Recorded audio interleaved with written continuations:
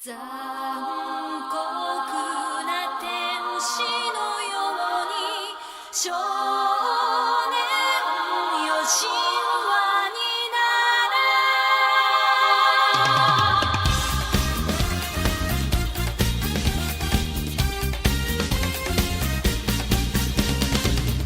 青い風が今胸のドアを叩いても私だけをただ見つめて微笑んでるあなたそっとくれるもの求めることに夢中で運命さえまだ知らない痛いけな瞳だけどいつか気づくでしょうその背中には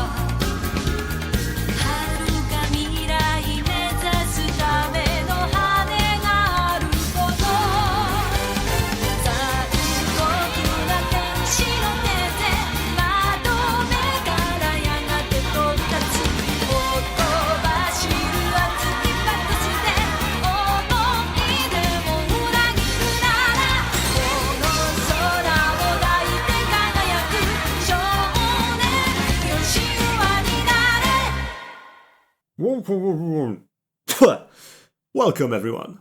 I will now say something controversial. China bad.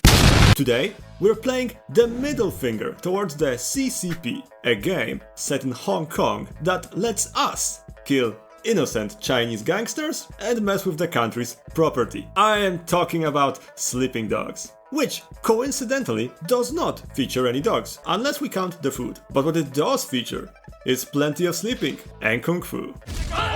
Try not to go too crazy in the head, balance the split personality of the protagonist, and take down the Hong Kong mafia from the inside. The fate of the city, that is certainly not a part of China, is in your hands. Spoilers ahead.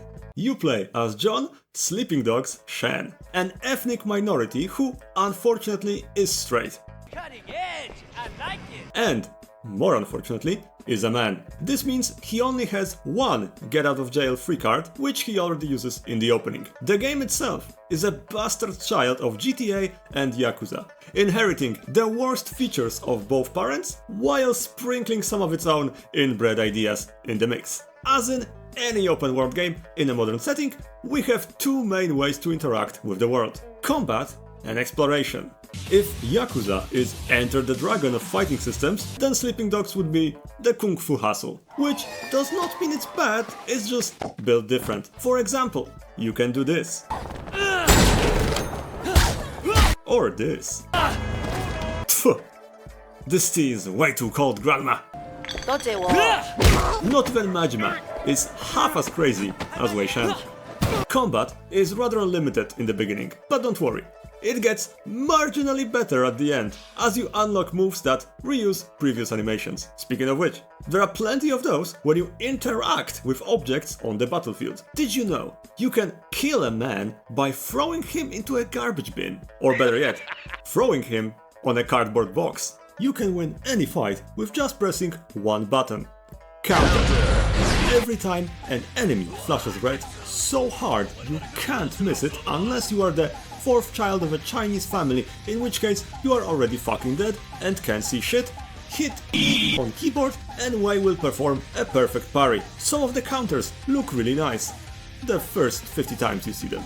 Do well enough in combat and you will fill up the golden shower bar, which lets Wei enter into Super Saiyan God, Super Saiyan SS3 Ultra Instinct Perfect Stillness Domain Expansion Purple Jutsu. In this mode, you hit harder, regenerate your health, and release your aura that frightens nearby enemies. What is more, you can even grapple bosses and random Asian boogies that try to scam you out of your money. To make combat less repetitive, you have to find Japanese cultured art, 12 of them in total. Every time you get one, you can bring it to Master Shifu, and he will give you some random Tumblr motivational quotes. Be in a culture without being of it. And then let you beat up his own students with new tricks you learned. Collect all 12 statues and you will get a special cutscene. This is the most powerful move of all. Pay attention. a fucking gun. Yes, Sleeping Dogs features gun combat, or gun fu, if you're feeling generous. Guns are very spare, and you cannot buy them like in GTA, so you will mostly use them when the game tells you to. Did you really expect a game based in China to have a free gun market? Shooting can be fun, but usually it isn't. That's because the only viable strategy while shooting is to, and hear me out on this one, leap out of cover and start aiming immediately in order to enter slow motion. This gives you all the time in the world to score perfect headshots, which in turn prolong your retard time. Sure, you can do some fancy moves like getting close to cover and jumping a guy in order to disarm him in style, catch his weapon midair and then shoot him with it. But you know what else you can do? Just shoot him in the first place.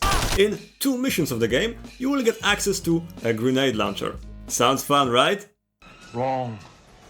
Using it is a coin toss on whether an explosion will get registered by the game or act as a decoration. Sometimes you can shoot it directly at the enemies and they will act very offended, like you have just farted on them. Use the grenades too much and risk getting a crash. Have fun replaying that entire mission again. There are 3 types of enemies: annoying mobs, burly boys, and chubby guys who lie about having cancer. Then we have boss characters who are one of the above mentioned types, but with thicker HP and usually some annoying moves or melee weapons. The only type worth paying attention to are the fatties, because they can grapple you, and if you press the wrong button, you get punished. The game has some nice realism. Tackling a man to the ground and introducing him to your right straight will leave him with 1 HP segment left. However, when you do the same to a woman, she's out cold. To traverse the world, you can use a few things: your legs, Free your mind. Oh shit! bikes, and various 4-wheeled cars. The driving is very arcadey and very abusable. You get access to 2 very fun mechanics: hijack and ram.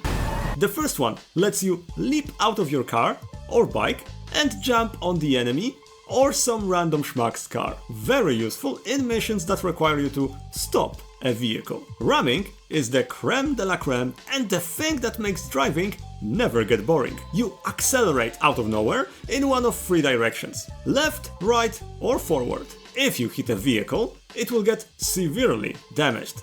So severely that 3 strikes will make it catch fire. Hitting a bike, however, immediately flatlines the driver and gives you a sick slow-mo effect to appreciate what you just did. Hobby, I think you just hit a woman. I hope so too. You know you're in China when killing civilians on bikes counts as property damage. Exploring the city can be beneficial. For example, you can find shrines that let you pray. This actually works, as praying enough times permanently boosts your HP by 10%. Take notes, Catholics. Doing bad things to NPCs counts as criminal activity. Remember how we already used our free out of jail card? Say hi to the hit meter. It's like the wanted level in GTA, but hotter. Being chased by the police in this game can be compared to big channels being outed as scammers. A slight inconvenience. If you find yourself wanted, just parkour to some higher ground. The basic police training does not feature climbing walls taller than grandma with a broken back. Alternatively, you can do a 180 spin and drive in the opposite direction, which usually makes police AI crash and drop chase. Or you can just ram them. Yes, killing more police with a ramming maneuver does not in fact give you more heat. I guess Hong Kong PD is full of people with IQ below the room temperature level in Celsius. That includes the protagonist. Speaking of, Wei Shen is an interesting character. My name is John Sleeping Dog Shen, I think. Lately I don't feel like myself anymore. It's like there are other people in here. The protagonist deals with trauma, PTSD, and split personality disorder. This is my morning routine. I wake up, go to the mirror, ask myself, Why? Then I take piss, loud one, to assert my dominance. They are always watching. I don't wash my hands. I check the sink. It's still there. I get a drink. I throw it on the ground after one sip. I go back to the toilet, piss it off. Then I wash my hands. I leave the bathroom. I go up the sink. I try to piss there, but I am a manlet and cannot reach it. I ignore the cockroaches. I go out. Someone punches a woman. Then they try to strangle the other one. Too late. They took over. I jump after her. She's dead. OD. Damn drugs. I am ready to face the day. Oh fuck, it's night. Meet some of the supporting characters. Hobby. I make soap. Pendrew is your boss and father figure. Raymond can go fuck himself. Tang has the hottest model for some reason. Jackie is your bestie and childhood friend. Winston dies early. They will have missions for you and will push the story forward, for better or for worse. In Sleeping Dogs, we have main and side content. The first group consists of either triad infiltration or case solving. Side stuff are just side missions, dates, karaoke, racing, police work, or Fight Club. Welcome to CQAWC class. Close Quarter Anti-Woman Combat, or Woman Fighting Class for short. We have only 5 rules of the fight class. Rule number 1. You do not talk about the fight class. Rule number 2. You do not talk about the fight class. Rule number 3. Preemptive strike. Always attack first before a potential female has a chance to hurt you. Rule number 4. Decisiveness. Leave nothing to chance and always double tap. Rule number 5. Creativity. Everything can be turned into an improvised weapon. A purse, a phone, a car, a bag of groceries, or even an assault rifle. Doing side activities can net you some nice rewards like big paychecks, clothes, or special vehicles. I wish I could live your life. Doing main missions will give Wei a PTSD trip. It is what it is. You will do various things in the game. Steal some fat to make soap, stop CCP's organ harvesting operation, mess with Feng Shui, monopolize the bus industry, or even funnel arms to Hong Kongers. Thank you so much, Wei. Wei Shen is a double agent, a sleeping dog, if you will. Your goal is to infiltrate the Triad, a type of Chinese mafia called San Oni, and take it down from within. Nothing is easy in Hong Kong, however, and Wei has to deal with plenty of personal problems. His sister sucked off the wrong guy. He himself needs a handler due to his tart tendencies, and the Triad just had a rat problem.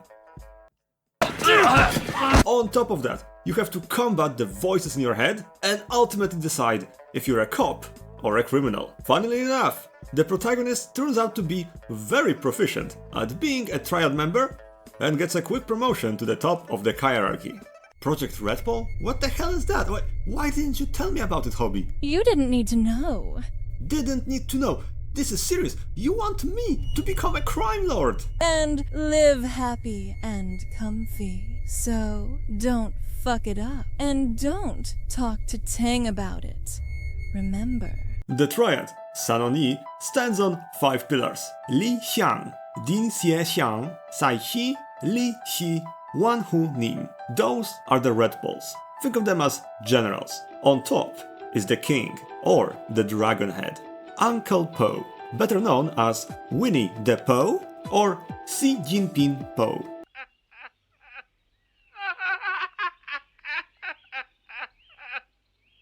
I was right about hating weddings, as there is a massacre during one. Our friend, Winston, dies, and we protect the honey bear, which gives us a swift boost in rank as we fill in the position of Winston. Just as planned. We learned that Dog Eyes, the biggest asshole of this game, and a pervert extraordinaire was behind it. We introduce him to Winston's mother, Miss Chu, who demonstrates the true spirit of China. Never let meat go to waste. Anyone else feeling hungry? We skip ahead and Winnie the Pooh finally bites it. The Red Balls are unhappy with the current situation and fight among themselves. The Gilf tries to seduce us to win our support, but we use tactical ejection, the best defense when any woman tries to talk to you. What's it like in America? Wait! We now work on destroying the Triad's support. Our target is a man called Sonny Wo, who deals in women, movies, money, and all that jazz. We get enough evidence on him that would make Epstein blush and deliver it to Pendrew, who says, nice. That's it, our job is done. The Triad cannot continue without money and the biggest players are now dead.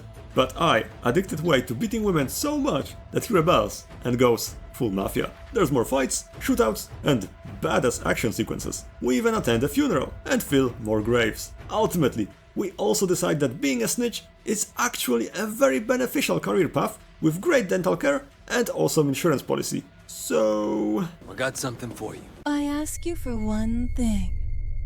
One simple thing. what the fuck is going on here? You called Tang. That was the one thing I told you not to do. What was I supposed to do? Now, she knows too much. Big Smiley throws a tantrum and wants to rule. On top of that, Pendrew, our boss, unhappy with us abusing employee benefits, blows our cover, which prompts Lee to hire an assassin on us. Worse yet, Jackie gets gutted for it, refusing to sell us out. We get captured and tortured. You may be wondering what is going on, but the real question, Mr. Shen, should be who? Who is in control? Think who you really are. Who are you really? I think you know. No, I really don't, so would you mind explaining it? My name is Hobby Durden. Wait, what the fuck?